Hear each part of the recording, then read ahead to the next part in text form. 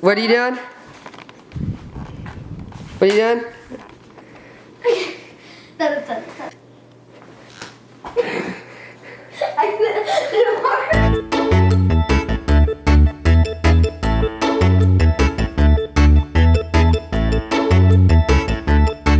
Hey guys, it's me, Sparkler53, and welcome to a new video. I know, surprising, right? So today we're gonna be doing a talk about topics video. I cannot talk today, and our topic today is going to be Xbox 360. It's a console. It's a pretty good one. It has a really good selection of games, and we're going to talk about it. So the first thing we're going to talk about is the release dates and the many different models that the Xbox 360 had.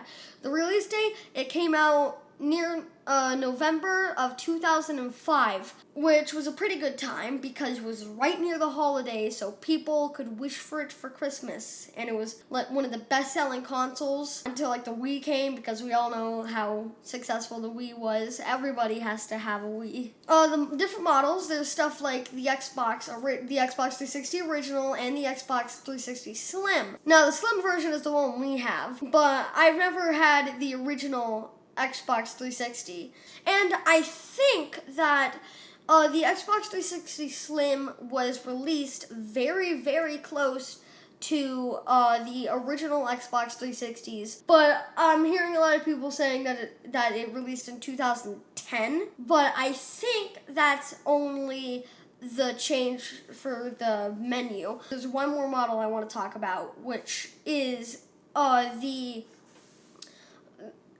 what I like to call Xbox 160, because it literally just looks like an Xbox One, but it's a Xbox 360. It's not like there's not like a curve or anything. It's literally just a big fat box, just like the Xbox One, and kind of like the original Xbox as well. So now that's out of the way, it's time to go to topic 2.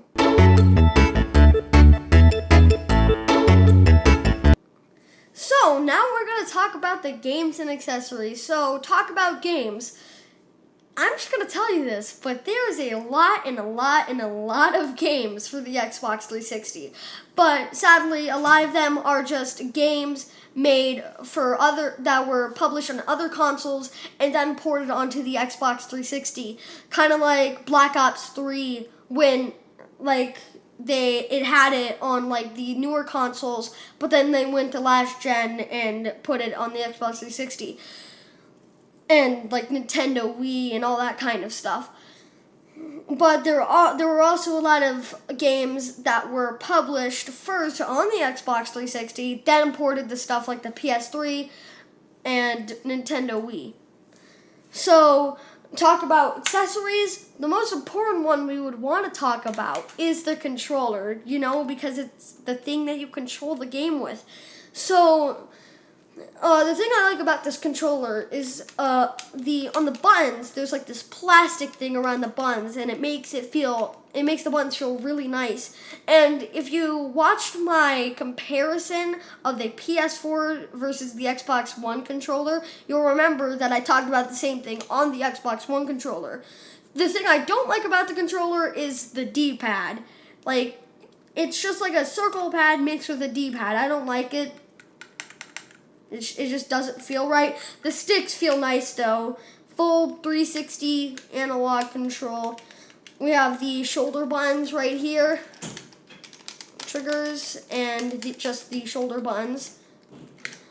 And on the back we got the battery pack, which it doesn't have any batteries right now.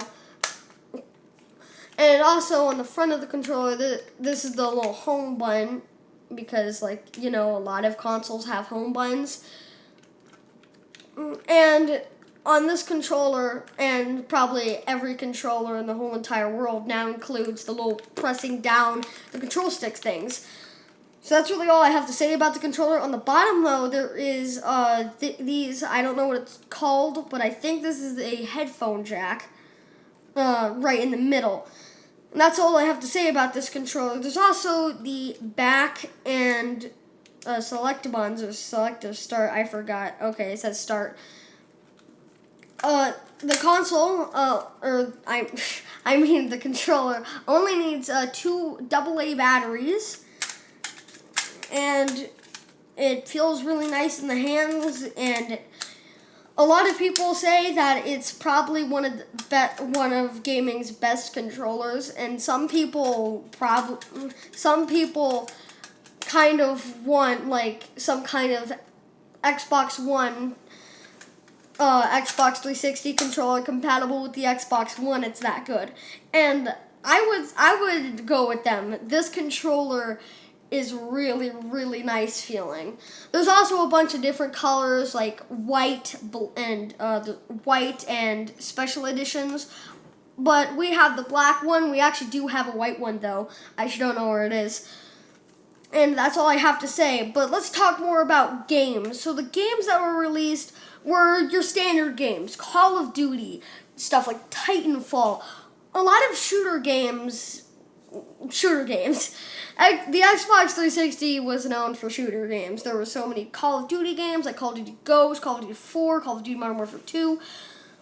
There's so many games. There was so many shooter games, mainly Call of Duty. And I really like all the games. I actually just recently got a new Call of Duty game, Call of Duty 3.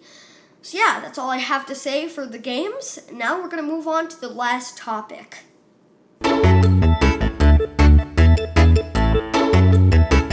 So, now we're going to talk about the problems with the console and the most known bad thing for consoles that has ever happened. The red ring of death. So we're going to talk about it. What the heck? So, the red ring of death is a thing that happens to your console that if it fails, well, you can't play it anymore. And how it works is that a little ring will be on your power button, and that ring, instead of being green, it would be red, and that would be showing you that your console has failed and you can't use it. And there's been a lot of problems or like causes of how it happens. Stuff like hard drive failing, or the fan was going on too hot. There are so many different problems, or there's so many different things that could happen with the problem. But if you're careful with the console and you don't try to fail the hard drive or let it on for way too long, then you'll be good.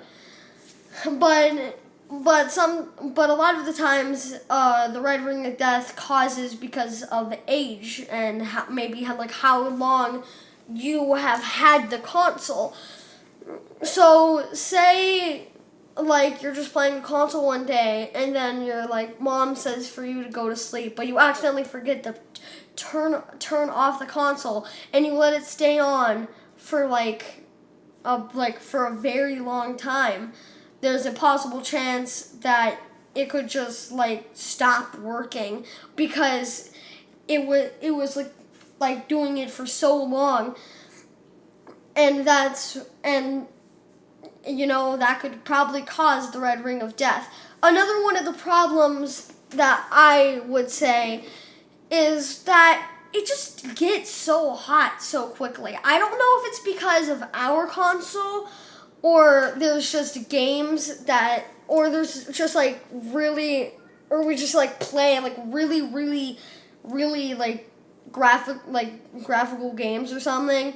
I don't know, but the fan is just going all out. One time, we had the Xbox 360 on the floor, and I laid my head on it and listened to the air, and it was and the floor was shaking, or it was vibrating, and it was really weird. And then I checked the fan, and it was also really hot, and it was blowing really hard. So I don't know what was happening there, but I think I was playing a certain game. I forgot what game I was playing. I think I was playing Call of Duty Ghosts. But those are some of the problems.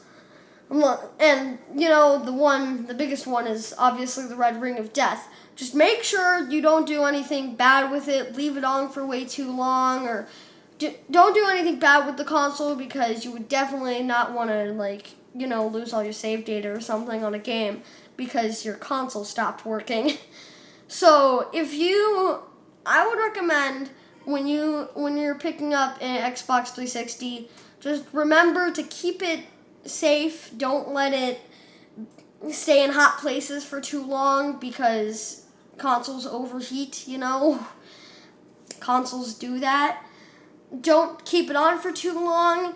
Don't leave it in very, very small places or like really, really small places, because one time I put my Wii U in like a cupboard and we actually still have it in there. And one time I went to go feel the console and it was off and everything and it was really hot. So I recommend you keeping it in a nice open area.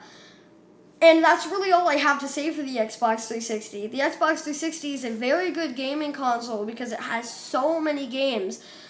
Platformers, shooters, whatever. There's so much stuff you can do on the Xbox 360, and that's why I recommend it to you. So that's the end of this video. I hope you enjoyed. Please click the subscribe button. If the editor here puts a subscribe button right there or something, why not? Come on, please. I'll do it. Okay, thank you. So, oh yeah, by the way, the cameraman here is a video man. Yo.